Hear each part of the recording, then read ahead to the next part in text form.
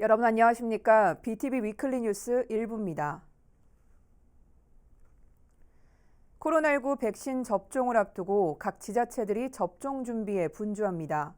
아산시 역시 일찌감치 접종센터 공간을 확보하는 등 예방 접종 준비에 속도를 내고 있습니다. 보도에 김장섭 기자입니다. 아산시 복합 스포츠센터입니다.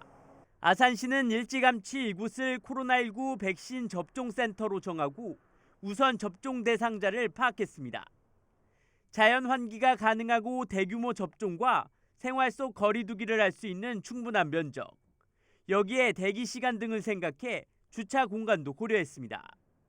접종센터에는 백신 저장소를 비롯해 접종 공간과 이상 증상 모니터 공간 등이 마련될 예정입니다. 접종센터 공간을 확보한 아산시는 다음 달 중순까지 바로 예방접종이 가능하도록 모든 시설을 갖출 계획입니다. 백신 국내 도입 일정에 발맞춰 아산시가 접종 준비에 속도를 내고 있습니다. 부시장을 단장으로 한 예방접종 시행 추진단을 구성하고 인력 확보를 위한 의사회 등 민관협의체도 조만간 구성을 완료할 계획입니다. 접종은 우선 접종 권장 대상 가운데 고위험 의료 종사자는 각 의료기관에서, 고위험군 집단시설 수용자는 방문 접종을 고려하고 있습니다. 나머지 50세에서 65세 이상 시민과 만성질환자 등은 접종센터를 중심으로 보건지소 등에서 예방접종을 시행할 계획입니다. 다만 선별진료소와 방역까지 병행해야 하는 만큼 인력 확보가 최우선입니다. 접종 인력과 접종 대상자를 좀 파악한 다음에 분산시킬 수 있으면 분산을 해서 읍면 권역별로 묶어서 접종 대상자를 접종을 하는 방법과 또한 그 고위험군 말고도 일반 시민들, 직장인분들을 위해서 토요일과 공휴일에도 접종을 할 수 있는 방안을 검토 중에 있습니다. 아산시는 정부의 백신 접종 지침이 전달되는 즉시 접종의 차질이 빚어지지 않도록 세부 지침을 마련해 시행할 계획입니다. BTV 뉴스 김장섭입니다. 올해도 어김없이 연말정산 시즌이 돌아왔습니다. 직장인에겐 13번째 월급이라고 불리기도 하는데요. 만약 지난해 지역화폐를 많이 사용했다면 더 많은 금액을 환급받을 수 있다고 합니다. 송영환 기자의 보도입니다. 코로나19로 부쩍 인기를 끈 지역화폐. 천안시는 지난해 4월 카드형 지역화폐인 천안사랑카드를 선보이며 1,500억 원을 발행했습니다. 사용자에겐 최대 10%의 캐시백 혜택이 제공됐고 지역 소상공인의 매출 상승에도 큰 도움이 됐습니다. 천안사랑카드는 직불카드처럼 연말정산 시 소득공제를 받습니다. 통상 30%의 소득공제율이 적용되는데 정부 방침에 따라 일정 기간에는 소득공제를 2배로 받게 됩니다. 1, 2월 사용 시 30%, 3월은 60%, 6, 7월은 80%, 8월부터 12월까지 40% 공제되고 특히 3월에 전통시장에서 사용했을 경우 80% 공제됩니다. 여기까지는 일반 직불카드와 동일하지만 지역화폐는 사용 금액을 더 많이 인정받습니다. 캐시백 사용액도 소득공제 대상이기 때문입니다. 예를 들어 지난해 100만 원을 충전해 캐시백으로 받은 금액까지 모두 사용했다면 최대 110만 원을 사용한 것과 같은 공제 혜택을 받습니다. 하지만 이런 혜택을 받기 위해선 반드시 애플리케이션에서 소득공제를 신청해야 합니다. 신청을 한 이후 금액만 공제가 되고 소급 적용은 불가능합니다. 만약 신청이 돼 있지 않다면 내년 연말정산을 위해서 지금이라도 신청하는 것이 좋습니다. 한편 올해 천안시와 아산시는 지난해보다 발행량을 늘려 각각 2천억 원 규모의 지역화폐를 발행할 계획입니다. BTV 뉴스 송용환입니다. 아산시가 4차 산업혁명 시대에 맞춰 드론 운영 TF팀을 신설했습니다. 드론을 행정 업무에 다양하게 활용하는 것은 물론 드론 산업 육성에도 박차를 가할 계획입니다. 보도에 김장섭 기자입니다. 지난해 8월 폭우로 인해 제방이 무너져 내리면서 완전히 침수된 농경지부터 하천 범람으로 곳곳이 파손된 마을길까지 일일이 피해 조사하기에 인력이 턱없이 부족한 상황에서 드론은 빠르고 정확한 피해 조사와 복구에 큰 도움이 됐습니다. 드론으로 촬영한 KTX 천안아산역 인근 사진을 통해 가상 공간을 만들어냅니다. 실제로 KTX를 타고 천안아산역을 지날 때를 재현해내면서 어느 위치에서 아산시를 효율적으로 홍보할 수 있을지 알아볼 수 있습니다. 영상 지도 같은 경우는 다음 지도는 2년에 한 번씩 갱신이 돼요. 근데 저희 드론 영상 같은 경우는 아산이 변화 지역이 많이 있는데 그 지역을 당장 뭐 일주일 아니라도 그 영상을 촬영을 해서 행정 업무, 인허 업무라든지 개발 사업 업무에 충분히 활용할 수 있기 때문에 자연재난부터 사건 사고, 토지 행정에 이르기까지 신속성을 강점으로 지난해에만 24개 분야에 132차례나 비행을 마쳤습니다. 이처럼 다양한 분야에서 협업이 가능해지면서 아산시가 기초자치단체 최초로 드론 운영 TF팀을 신설했습니다. 그동안 타 업무와 병행 운영으로 드론 협업에 한계가 있던 점이 크게 개선되면서 타 부서와의 협업 활용 범위가 더 커지게 됐습니다. 또한 드론 활용과 기반 조성을 위한 제도 정비는 물론 드론 운영에 대한 총괄적인 관리 체계를 마련하게 됩니다. 드론 인력 양성 등 드론 산업 육성을 위한 기반을 마련하는 것이 목표입니다. 행정 협업을 강화하고 또 드론 관련 산업 기반을 구축하고 전문 인력을 양성하고자 그 기반을 마련하고자 저희가 TF팀을 신설하게 되었습니다. 4차 산업혁명 시대 핵심 기술 중 하나인 드론. TF팀 신설이 아산 지역 내 드론 산업 발전에 첫 디딤돌이 될 수 있을지 기대를 모으고 있습니다. BTV 뉴스 김장섭입니다. 세종시 감사위원회의 독립성 문제가 도마 위에 올랐습니다. 감사 결과에 대한 사전 보고가 시장에게 이뤄지면서 징계 수위가 낮아졌다는 지적이 나온 건데요. 구체적으로 어떤 사례가 문제가 된 건지 김우순 기자의 보도입니다. 지난해 10월 문을 연 세종시 공공급식 지원센터. 세종시는 본격 가동을 앞두고 지난해 8월 학교급식 식재료 배송업체 선정을 위한 입찰을 진행해 A업체를 최종 선정했습니다. 하지만 이 과정에서 담당자는 중대한 과오를 범했습니다. A업체가 중요 증빙 서류를 제출하지 않았는데도 심사 과정에서 이를 걸러내지 못한 겁니다. 또 전체 사업비가 5억 5천만 원으로 일상감사 기준이 되는 2억 원을 상회하는데도 불구하고 해당 부서에선 일상감사조차 의뢰하지 않았던 것으로 시 감사위원회 감사에서 확인됐습니다. 매우 중대한 과오를 범한 것입니다. 이런 분이 최근까지 계속해서 같은 업무를 보고 있는데도 아무 조치로 취하지 않는 등 매우 문제점이 많다고 생각합니다. 어떻게 처리해야 된다고 하는 부분은 감사위원회에서 이제 감사 결과가 넘어오면 그게 이제 상응하는 어떤 처분을 하면 되리라고 보고요. 해당 직원에 대한 징계 수위를 결정하는 과정도 도마 위에 올랐습니다.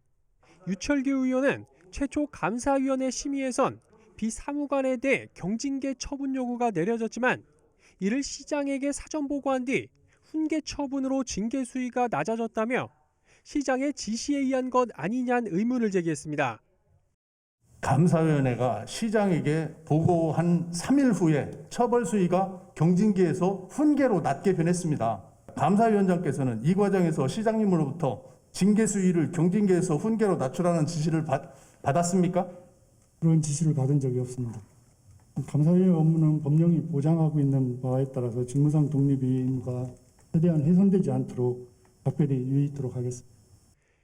유 의원은 이춘희 시장을 상대로 한 긴급 현안 질문에선 감사위원회의 직무와 관련해 독립된 지위를 보장하기 위해 적절한 제도적 장치가 마련돼야 한다며 감사위원장을 포함한 모든 임명직 공모에 인사청문회가 필요한 시기라고 목소리를 높였습니다.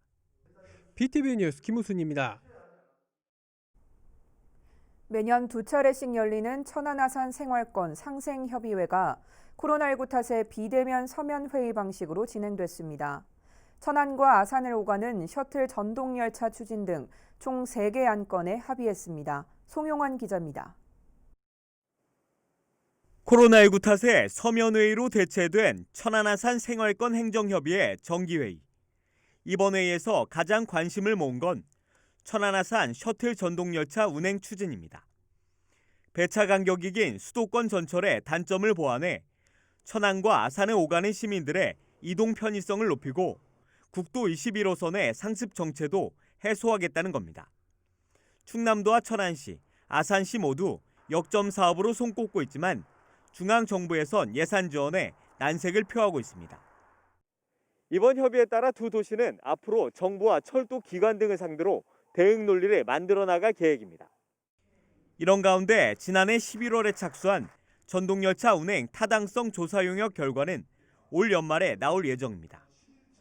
이 밖에도 이번 회의에선 재난 발생 시 공동 대응을 위한 실무 협업 체계 구축과 청소년 교류 활성화 추진 등 총 3건의 안건이 상정돼 모두 원안 가결됐습니다.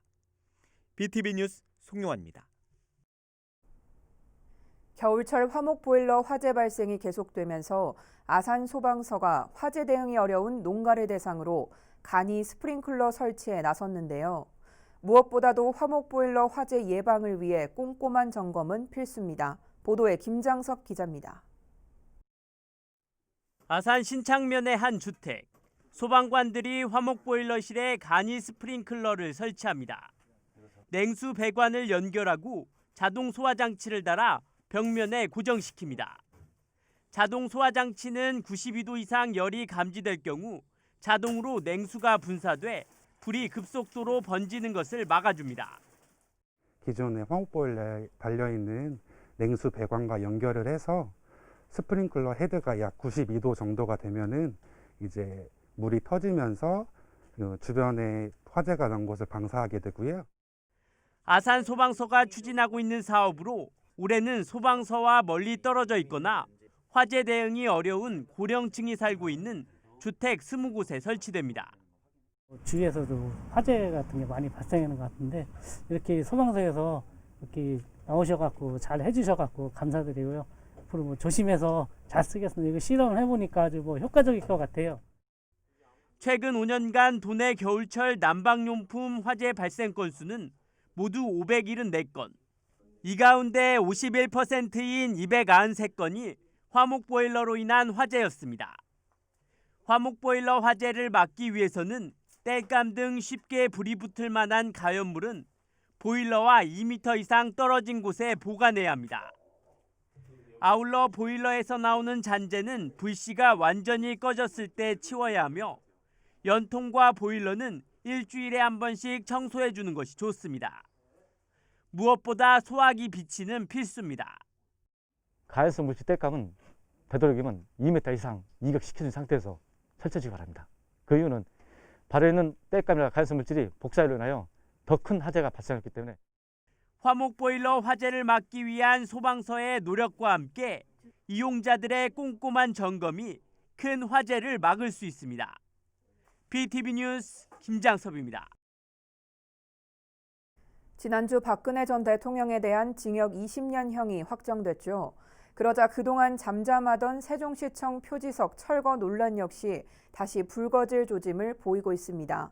시작은 세종시청 홈페이지였습니다. 김우순 기자의 보도입니다. 박근혜 전 대통령의 친필 휘호가 새겨진 세종시청 표지석입니다. 지난 2015년 이곳 보람동 신청사로 이전하면서 세워진 것으로 시청 얼굴 역할을 하고 있습니다.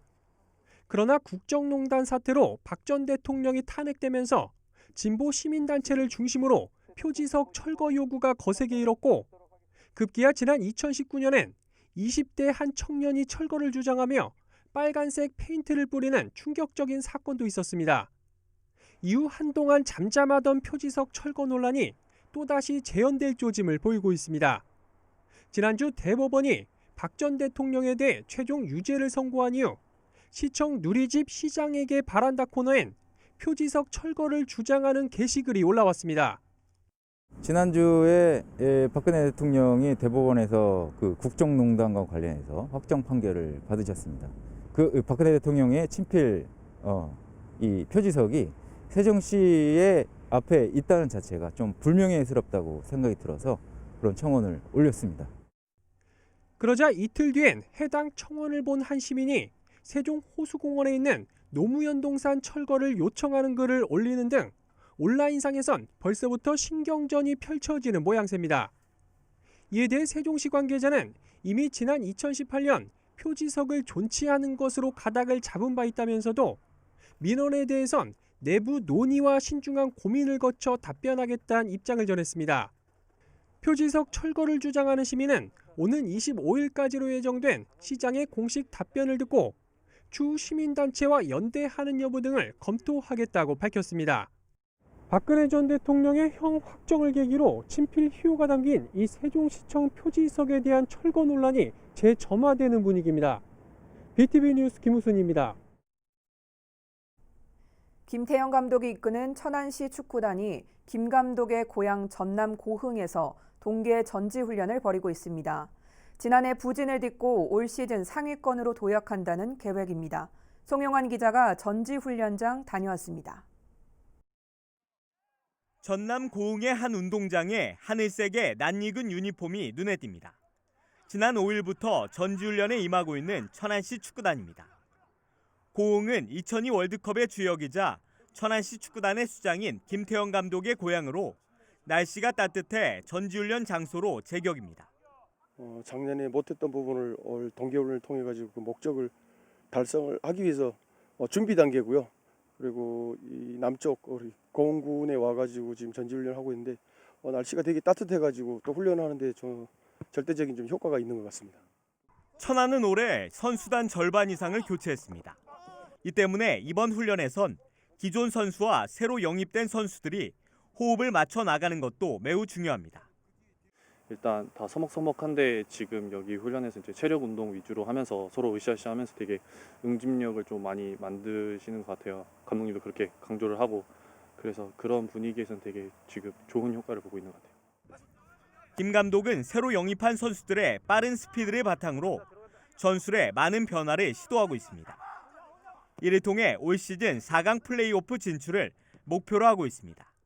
올해 저 선수들이 좀 대폭 변화 폭이 좀 컸습니다. 그리고 새로운 선수를 많이 영입했고 그다음에 스피드 있는 선수를 영입했기 때문에 포메이션을 좀 변형을 한 두세 가지를 좀 활용을 좀 하려고 하고 있고요.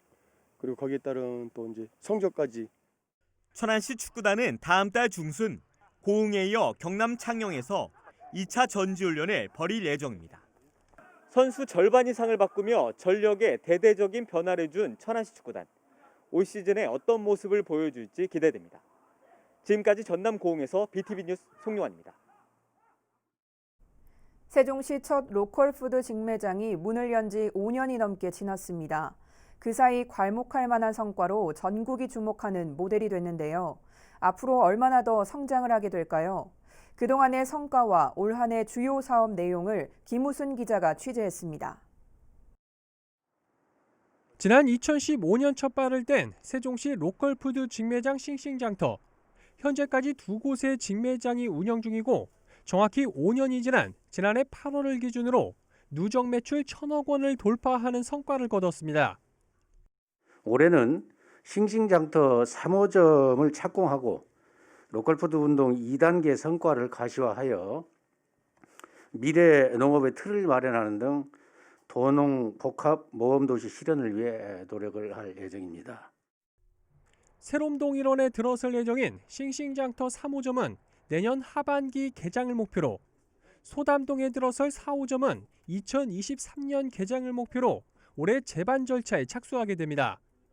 아울러 올해 3, 4호점 건립 예정지에선 60차례에 걸쳐 찾아가는 직거래 장터도 운영될 예정입니다. 올해부턴 무료 배송 서비스도 도입됩니다. 15만 원 이상 구입하는 소비자가 대상인데 지난해 이 기준을 넘긴 소비자는 전체의 0.5%에 불과해 실효성엔 다소 의문이 듭니다. 아울러 교통수단이 취약한 출하농가를 대상으로 실시 중인 농산물 수거 서비스의 수수료를 3%포인트 인하하고 로컬푸드 나눔 싱싱냉장고도 연중 운영할 계획이라고 밝혔습니다. 싱싱장터의 일부 농산물을 사회적 약자에게 기부하는 로컬푸드 나눔 싱싱냉장고를 지속 운영하여 나눔 문화 확산에 기여하고 사회적 가치를 실현하겠습니다. 세종시 도농상생의 상징적 공간으로 자리매김한 로컬푸드 직매장 싱싱장터. 올해 새로운 서비스를 통해 한 단계 도약을 준비 중입니다. BTV 뉴스 김우순입니다. 아산 지역에서 배출되는 생활 폐기물이 매년 늘어나고 있습니다. 도시 성장에 따른 생활 쓰레기 배출 증가는 물론 일회용품 사용도 늘어나고 있기 때문인데 아산시가 소각장 증설 여부를 놓고 타당성 조사를 진행하기로 했습니다. 보도에 김장섭 기자입니다. 아산 생활자원 처리장입니다. 하루에 생활 폐기물 200톤가량을 처리할 수 있습니다. 문제는 매년 쓰레기 수거량이 늘고 있다는 것. 지난해 아산 지역 생활 폐기물 수거량은 6만 4천여 톤으로 전년보다 7,900여 톤 증가했습니다. 도시 성장으로 인한 쓰레기 배출 증가는 물론 코로나19로 인한 일회용품 사용이 생활 폐기물 증가에 한몫하고 있습니다. 여기에 소각장이 만들어진 지 10년이 지나면서 노후화로 인해 지난해에는 47일이나 가동이 중지됐습니다. 이처럼 폐기물 증가가 예상되고 있는 만큼 아산시가 소각장 증설 여부를 놓고 검토에 들어갔습니다. 오는 3월 생활자원처리장 증설이 필요한지 여부를 놓고 타당성 조사를 준비 중에 있습니다. 이를 위해 용역비 2,200만 원을 확보한 상태. 기존 소각 설비의 노후화를 분석하고 증설 시 위치와 처리 방식, 사업 추진 방법까지 마련할 계획입니다. 소각량도 좀 늘어나고 있고 또 도시가 도시화되다 보니까 소각장이 하루아침에 지어질 수가 없잖아요. 그러니까 그런 기간이 좀 오래 걸리니까 사전에 소각장이 증설이 필요한지 여부를 용역을 하는 거죠. 타당성 조사 결과는 올해 안에 나올 예정으로 소각장 증설 여부도 결정될 예정입니다. BTV 뉴스 김장섭입니다. 아산시가 만성질환자의 심뇌혈관 질환 합병증 조기 발견과 치료를 위해 합병증 검진비를 지원합니다. 이에 따라 아산시는 지역 24개 병의원과 협약을 체결하고 경동맥 초음파와 미세 단백뇨, 당화혈색소, 당뇨병성 안구망막증 4종에 대한 검진비를 한 사람당 5만 원까지 지원합니다. 올해에는 850여 명에게 검진비를 지원할 예정으로 가까운 보건소와 보건지소에서 검진 의뢰서를 발급받은 후 협약을 체결한 병의원에서 검사를 받으면 보건소가 각 의료기관에 검진비를 지급하게 됩니다. 자동차 부품업체인 유성기업 노사가 갈등을 빚은 지 10년 만에 합의했습니다. 금속노조 유성기업 아산 영동지회와 유성기업은 18일 오후 노사합의 조인식을 진행했다고 밝혔습니다. 앞서 유성기업 아산 영동지회는 지난 12월 31일 임금과 단체협약, 파업 과정에서 빚어진 고소 고발 취하 등을 주요 내용으로 하는 잠정 합의를 조합원 찬반 투표를 통해 가결했습니다. 한편 유성기업은 2011년 노조가 사측의 주간 연속 2교대 합의 조항 불이행에 반발해 파업에 들어가자 사측이 직장 폐쇄로 맞서면서 갈등이 이어져 왔습니다. 천안시가 코로나19 확산으로 잠정 폐쇄했던 공공체육시설을 다시 개장했습니다. 시는 정부의 방역조치 변경에 따라 모든 공공체육시설의 방역소독을 마치고 지난 18일부터 재개장했다고 밝혔습니다. 다만 여전히 거리두기 2단계 조치가 시행되는 만큼 5인 이상 사적 모임 금지와 출입 명부 작성, 마스크 착용 등의 수칙을 지켜달라고 당부했습니다. 이상으로 BTV 뉴스 1부를 마칩니다. 잠시 후 2부에서 뵙겠습니다.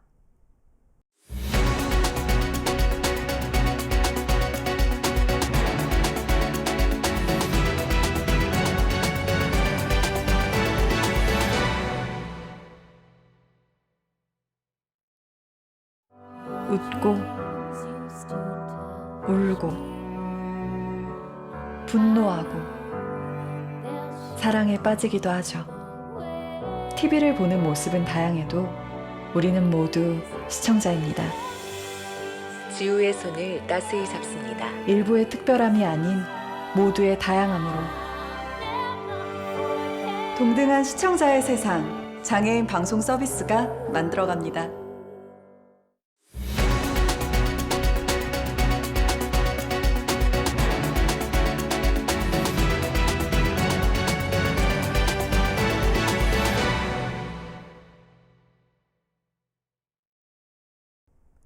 여러분 안녕하십니까? BTV 위클리 뉴스 2부 시작하겠습니다.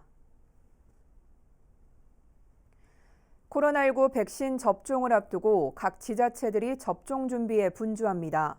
아산시 역시 일찌감치 접종센터 공간을 확보하는 등 예방접종 준비에 속도를 내고 있습니다. 보도에 김장섭 기자입니다.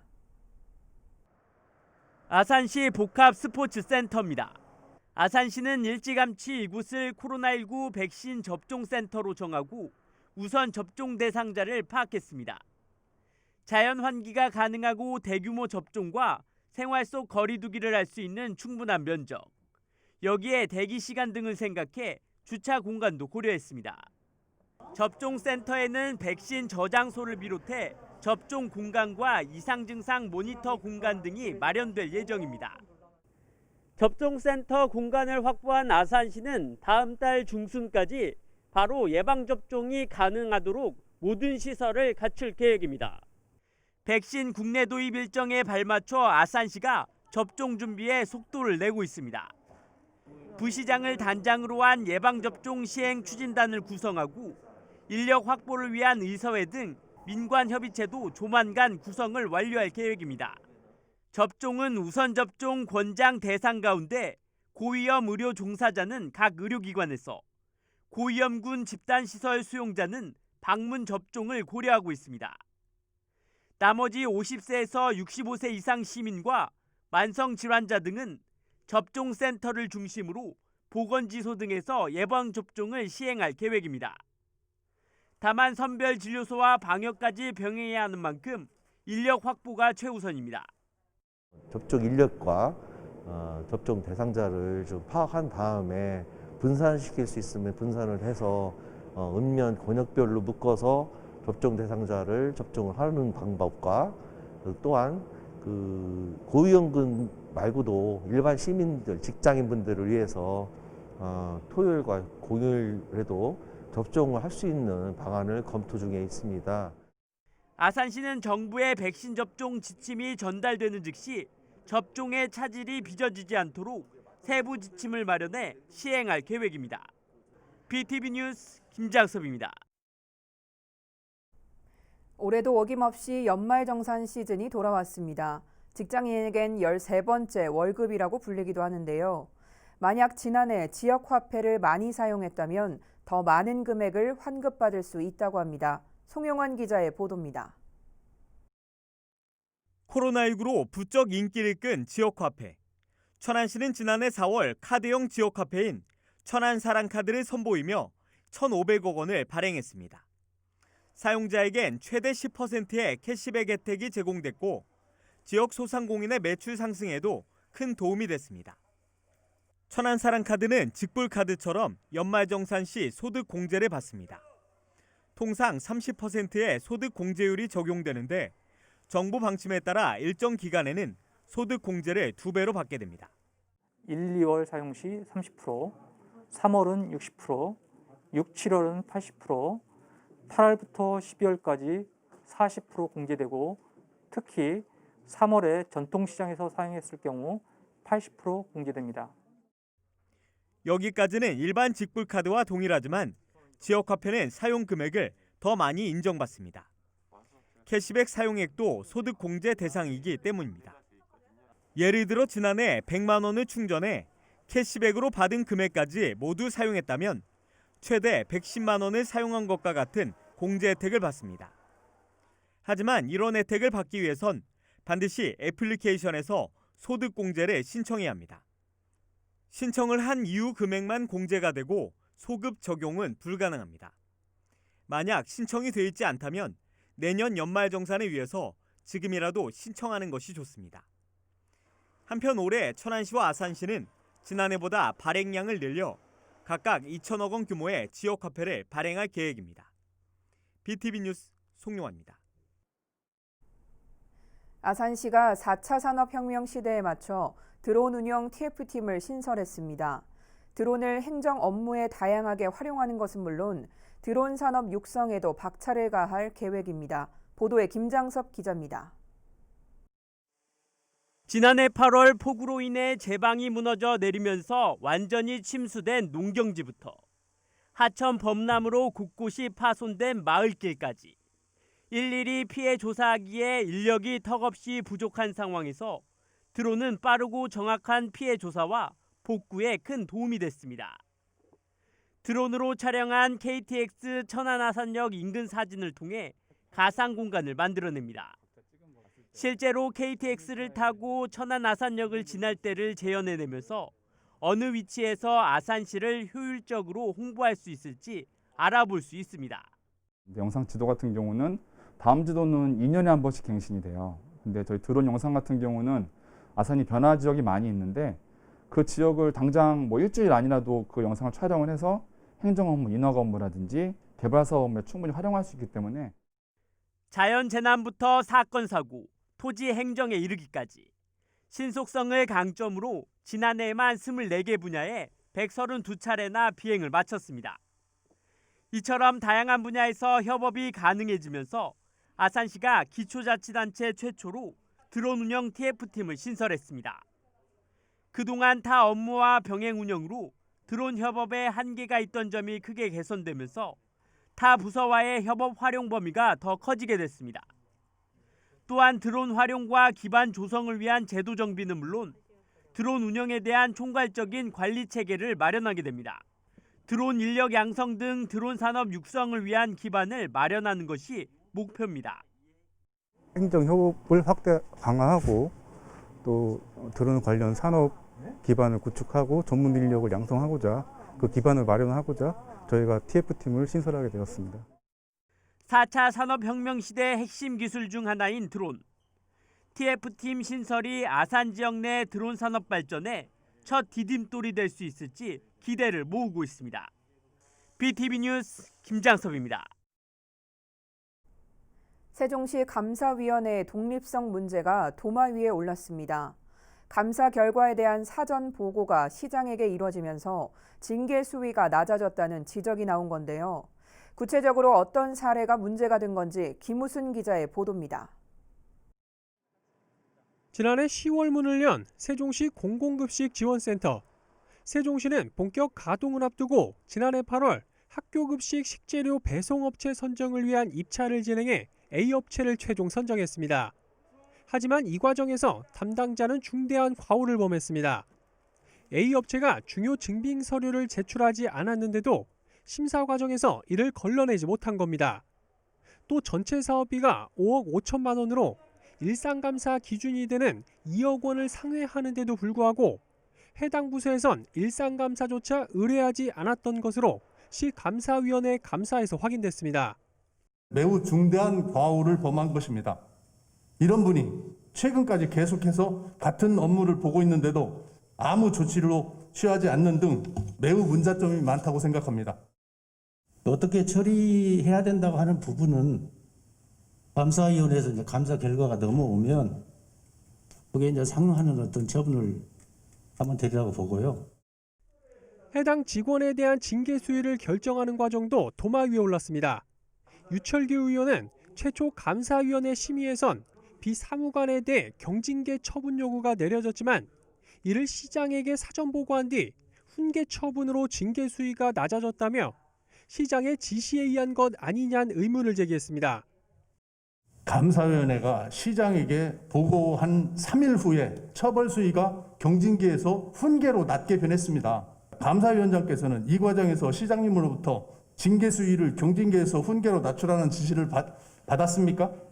그런 지시를 받은 적이 없습니다. 감사위의 업무는 법령이 보장하고 있는 바에 따라서 직무상 독립인과 최대한 훼손되지 않도록 각별히 유의하도록 하겠습니다. 유 의원은 이춘희 시장을 상대로 한 긴급 현안 질문에선 감사위원회의 직무와 관련해 독립된 지위를 보장하기 위해 적절한 제도적 장치가 마련돼야 한다며 감사위원장을 포함한 모든 임명직 공모에 인사청문회가 필요한 시기라고 목소리를 높였습니다. BTV 뉴스 김우순입니다. 매년 2차례씩 열리는 천안아산 생활권 상생협의회가 코로나19 탓에 비대면 서면회의 방식으로 진행됐습니다. 천안과 아산을 오가는 셔틀 전동열차 추진 등 총 3개 안건에 합의했습니다. 송용환 기자입니다. 코로나19 탓에 서면회의로 대체된 천안아산 생활권 행정협의회 정기회의. 이번 회의에서 가장 관심을 모은 건 천안아산 셔틀 전동열차 운행 추진입니다. 배차 간격이 긴 수도권 전철의 단점을 보완해 천안과 아산을 오가는 시민들의 이동 편의성을 높이고 국도 21호선의 상습 정체도 해소하겠다는 겁니다. 충남도와 천안시, 아산시 모두 역점 사업으로 손꼽고 있지만 중앙정부에선 예산 지원에 난색을 표하고 있습니다. 이번 협의에 따라 두 도시는 앞으로 정부와 철도 기관 등을 상대로 대응 논리를 만들어 나갈 계획입니다. 이런 가운데 지난해 11월에 착수한 전동열차 운행 타당성 조사 용역 결과는 올 연말에 나올 예정입니다. 이 밖에도 이번 회의에선 재난 발생 시 공동 대응을 위한 실무 협업 체계 구축과 청소년 교류 활성화 추진 등 총 3건의 안건이 상정돼 모두 원안 가결됐습니다. BTV 뉴스 송용환입니다. 겨울철 화목보일러 화재 발생이 계속되면서 아산 소방서가 화재 대응이 어려운 농가를 대상으로 간이 스프링클러 설치에 나섰는데요. 무엇보다도 화목보일러 화재 예방을 위해 꼼꼼한 점검은 필수입니다. 보도에 김장석 기자입니다. 아산 신창면의 한 주택. 소방관들이 화목보일러실에 간이 스프링클러를 설치합니다. 냉수 배관을 연결하고 자동 소화 장치를 달아 벽면에 고정시킵니다. 자동 소화 장치는 92도 이상 열이 감지될 경우 자동으로 냉수가 분사돼 불이 급속도로 번지는 것을 막아줍니다. 기존의 화목보일러에 달려있는 냉수 배관과 연결을 해서 스프링클러 헤드가 약 92도 정도가 되면은 이제 물이 터지면서 주변에 화재가 난 곳을 방사하게 되고요. 아산 소방서가 추진하고 있는 사업으로 올해는 소방서와 멀리 떨어져 있거나 화재 대응이 어려운 고령층이 살고 있는 주택 20곳에 설치됩니다. 주위에서도 화재 같은 게 많이 발생하는 것 같은데 이렇게 소방서에서 이렇게 나오셔갖고 잘 해주셔갖고 감사드리고요. 앞으로 뭐 조심해서 잘 쓰겠습니다. 이거 실험을 해보니까 아주 뭐 효과적일 것 같아요. 최근 5년간 도내 겨울철 난방용품 화재 발생 건수는 모두 574건. 이 가운데 51%인 293건이 화목보일러로 인한 화재였습니다. 화목보일러 화재를 막기 위해서는 땔감 등 쉽게 불이 붙을 만한 가연물은 보일러와 2m 이상 떨어진 곳에 보관해야 합니다. 아울러 보일러에서 나오는 잔재는 불씨가 완전히 꺼졌을 때 치워야 하며 연통과 보일러는 일주일에 한 번씩 청소해 주는 것이 좋습니다. 무엇보다 소화기 비치는 필수입니다. 가해성 물질 땔감은 되도록이면 2m 이상 이격시켜준 상태에서 설치하시기 바랍니다. 그 이유는 발에 있는 땔감이나 가해성 물질이 복사로 인하여 더 큰 화재가 발생했기 때문에. 화목보일러 화재를 막기 위한 소방서의 노력과 함께 이용자들의 꼼꼼한 점검이 큰 화재를 막을 수 있습니다. BTV 뉴스 김장섭입니다. 지난주 박근혜 전 대통령에 대한 징역 20년형이 확정됐죠. 그러자 그동안 잠잠하던 세종시청 표지석 철거 논란 역시 다시 불거질 조짐을 보이고 있습니다. 시작은 세종시청 홈페이지였습니다. 김우순 기자의 보도입니다. 박근혜 전 대통령의 친필 휘호가 새겨진 세종시청 표지석입니다. 지난 2015년 이곳 보람동 신청사로 이전하면서 세워진 것으로 시청 얼굴 역할을 하고 있습니다. 그러나 국정농단 사태로 박 전 대통령이 탄핵되면서 진보 시민단체를 중심으로 표지석 철거 요구가 거세게 일었고 급기야 지난 2019년엔 20대 한 청년이 철거를 주장하며 빨간색 페인트를 뿌리는 충격적인 사건도 있었습니다. 이후 한동안 잠잠하던 표지석 철거 논란이 또다시 재현될 조짐을 보이고 있습니다. 지난주 대법원이 박 전 대통령에 대해 최종 유죄를 선고한 이후 시청 누리집 시장에게 바란다 코너엔 표지석 철거를 주장하는 게시글이 올라왔습니다. 지난주에 박근혜 대통령이 대법원에서 그 국정농단과 관련해서 확정 판결을 받으셨습니다. 그 박근혜 대통령의 친필 이 표지석이 세종시의 앞에 있다는 자체가 좀 불명예스럽다고 생각이 들어서 그런 청원을 올렸습니다. 그러자 이틀 뒤엔 해당 청원을 본 한 시민이 세종 호수공원에 있는 노무현 동산 철거를 요청하는 글을 올리는 등 온라인상에선 벌써부터 신경전이 펼쳐지는 모양새입니다. 이에 대해 세종시 관계자는 이미 지난 2018년 표지석을 존치하는 것으로 가닥을 잡은 바 있다면서도 민원에 대해선 내부 논의와 신중한 고민을 거쳐 답변하겠다는 입장을 전했습니다. 표지석 철거를 주장하는 시민은 오는 25일까지로 예정된 시장의 공식 답변을 듣고 추후 시민단체와 연대하는 여부 등을 검토하겠다고 밝혔습니다. 박근혜 전 대통령의 형 확정을 계기로 친필 희호가 담긴 이 세종시청 표지석에 대한 철거 논란이 재점화되는 분위기입니다. BTV 뉴스 김우순입니다. 김태형 감독이 이끄는 천안시 축구단이 김 감독의 고향 전남 고흥에서 동계 전지훈련을 벌이고 있습니다. 지난해 부진을 딛고 올 시즌 상위권으로 도약한다는 계획입니다. 송영환 기자가 전지훈련장 다녀왔습니다. 전남 고흥의 한 운동장에 하늘색의 낯익은 유니폼이 눈에 띕니다. 지난 5일부터 전지훈련에 임하고 있는 천안시 축구단입니다. 고흥은 2002 월드컵의 주역이자 천안시 축구단의 수장인 김태형 감독의 고향으로 날씨가 따뜻해 전지훈련 장소로 제격입니다. 작년에 못했던 부분을 올 동계훈련을 통해 가지고 그 목적을 달성을 하기 위해서 준비 단계고요. 그리고 이 남쪽 우리 고흥군에 와가지고 지금 전지훈련을 하고 있는데 날씨가 되게 따뜻해가지고 또 훈련하는데 좀 절대적인 좀 효과가 있는 것 같습니다. 천안은 올해 선수단 절반 이상을 교체했습니다. 이 때문에 이번 훈련에선 기존 선수와 새로 영입된 선수들이 호흡을 맞춰 나가는 것도 매우 중요합니다. 일단 다 서먹서먹한데 지금 여기 훈련에서 이제 체력 운동 위주로 하면서 서로 으쌰으쌰하면서 되게 응집력을 좀 많이 만드시는 것 같아요. 감독님도 그렇게 강조를 하고 그래서 그런 분위기에서는 되게 지금 좋은 효과를 보고 있는 것 같아요.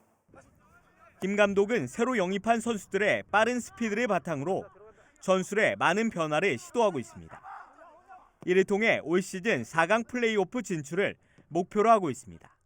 올해 저 선수들이 좀 대폭 변화 폭이 좀 컸습니다. 그리고 새로운 선수를 많이 영입했고 그다음에 스피드 있는 선수를 영입했기 때문에 포메이션을 좀 변형을 한 두세 가지를 좀 활용을 좀 하려고 하고 있고요. 그리고 거기에 따른 또 이제 성적까지. 천안시 축구단은 다음 달 중순 고흥에 이어 경남 창녕에서 2차 전지훈련을 벌일 예정입니다. 선수 절반 이상을 바꾸며 전력에 대대적인 변화를 준 천안시 축구단. 올 시즌에 어떤 모습을 보여줄지 기대됩니다. 지금까지 전남 고흥에서 BTV 뉴스 송용환입니다. 세종시 첫 로컬푸드 직매장이 문을 연 지 5년이 넘게 지났습니다. 그 사이 괄목할 만한 성과로 전국이 주목하는 모델이 됐는데요. 앞으로 얼마나 더 성장을 하게 될까요? 그동안의 성과와 올 한 해 주요 사업 내용을 김우순 기자가 취재했습니다. 지난 2015년 첫 발을 뗀 세종시 로컬푸드 직매장 싱싱장터. 현재까지 2곳의 직매장이 운영 중이고 정확히 5년이 지난 지난해 8월을 기준으로 누적 매출 1,000억 원을 돌파하는 성과를 거뒀습니다. 올해는 싱싱장터 3호점을 착공하고 로컬푸드 운동 2단계 성과를 가시화하여 미래 농업의 틀을 마련하는 등 도농 복합 모험도시 실현을 위해 노력을 할 예정입니다. 새롬동 일원에 들어설 예정인 싱싱장터 3호점은 내년 하반기 개장을 목표로, 소담동에 들어설 4호점은 2023년 개장을 목표로 올해 제반 절차에 착수하게 됩니다. 아울러 올해 3, 4호점 건립 예정지에선 60차례에 걸쳐 찾아가는 직거래 장터도 운영될 예정입니다. 올해부턴 무료 배송 서비스도 도입됩니다. 15만 원 이상 구입하는 소비자가 대상인데 지난해 이 기준을 넘긴 소비자는 전체의 0.5%에 불과해 실효성엔 다소 의문이 듭니다. 아울러 교통수단이 취약한 출하농가를 대상으로 실시 중인 농산물 수거 서비스의 수수료를 3%포인트 인하하고 로컬푸드 나눔 싱싱냉장고도 연중 운영할 계획이라고 밝혔습니다. 싱싱장터의 일부 농산물을 사회적 약자에게 기부하는 로컬푸드 나눔 싱싱냉장고를 지속 운영하여 나눔 문화 확산에 기여하고 사회적 가치를 실현하겠습니다. 세종시 도농 상생의 상징적 공간으로 자리매김한 로컬푸드 직매장 싱싱장터. 올해 새로운 서비스를 통해 한 단계 도약을 준비 중입니다. BTV 뉴스 김우순입니다. 아산 지역에서 배출되는 생활 폐기물이 매년 늘어나고 있습니다. 도시 성장에 따른 생활 쓰레기 배출 증가는 물론 일회용품 사용도 늘어나고 있기 때문인데 아산시가 소각장 증설 여부를 놓고 타당성 조사를 진행하기로 했습니다. 보도에 김장섭 기자입니다. 아산 생활자원 처리장입니다. 하루에 생활 폐기물 200톤가량을 처리할 수 있습니다. 문제는 매년 쓰레기 수거량이 늘고 있다는 것. 지난해 아산 지역 생활 폐기물 수거량은 6만 4천여 톤으로 전년보다 7,900여 톤 증가했습니다. 도시 성장으로 인한 쓰레기 배출 증가는 물론 코로나19로 인한 일회용품 사용이 생활 폐기물 증가에 한몫하고 있습니다. 여기에 소각장이 만들어진 지 10년이 지나면서 노후화로 인해 지난해에는 47일이나 가동이 중지됐습니다. 이처럼 폐기물 증가가 예상되고 있는 만큼 아산시가 소각장 증설 여부를 놓고 검토에 들어갔습니다. 오는 3월 생활자원처리장 증설이 필요한지 여부를 놓고 타당성 조사를 준비 중에 있습니다. 이를 위해 용역비 2,200만 원을 확보한 상태. 기존 소각 설비의 노후화를 분석하고 증설 시 위치와 처리 방식, 사업 추진 방법까지 마련할 계획입니다. 소각량도 좀 늘어나고 있고 또 도시가 도시화되다 보니까 소각장이 하루아침에 지어질 수가 없잖아요. 그러니까 그런 기간이 좀 오래 걸리니까 사전에 소각장이 증설이 필요한지 여부를 용역을 하는 거죠. 타당성 조사 결과는 올해 안에 나올 예정으로 소각장 증설 여부도 결정될 예정입니다. BTV 뉴스 김장섭입니다. 아산시가 만성질환자의 심뇌혈관 질환 합병증 조기 발견과 치료를 위해 합병증 검진비를 지원합니다. 이에 따라 아산시는 지역 24개 병의원과 협약을 체결하고 경동맥 초음파와 미세 단백뇨, 당화혈색소, 당뇨병성 안구 망막증 4종에 대한 검진비를 한 사람당 5만 원까지 지원합니다. 올해에는 850여 명에게 검진비를 지원할 예정으로 가까운 보건소와 보건지소에서 검진 의뢰서를 발급받은 후 협약을 체결한 병의원에서 검사를 받으면 보건소가 각 의료기관에 검진비를 지급하게 됩니다. 자동차 부품업체인 유성기업 노사가 갈등을 빚은 지 10년 만에 합의했습니다. 금속노조 유성기업 아산 영동지회와 유성기업은 18일 오후 노사합의 조인식을 진행했다고 밝혔습니다. 앞서 유성기업 아산 영동지회는 지난 12월 31일 임금과 단체협약, 파업 과정에서 빚어진 고소 고발 취하 등을 주요 내용으로 하는 잠정 합의를 조합원 찬반 투표를 통해 가결했습니다. 한편 유성기업은 2011년 노조가 사측의 주간 연속 2교대 합의 조항 불이행에 반발해 파업에 들어가자 사측이 직장 폐쇄로 맞서면서 갈등이 이어져 왔습니다. 천안시가 코로나19 확산으로 잠정 폐쇄했던 공공체육시설을 다시 개장했습니다. 시는 정부의 방역조치 변경에 따라 모든 공공체육시설의 방역 소독을 마치고 지난 18일부터 재개장했다고 밝혔습니다. 다만 여전히 거리두기 2단계 조치가 시행되는 만큼 5인 이상 사적 모임 금지와 출입 명부 작성, 마스크 착용 등의 수칙을 지켜달라고 당부했습니다. 이상으로 BTV 뉴스를 마칩니다. 시청해주신 여러분 고맙습니다.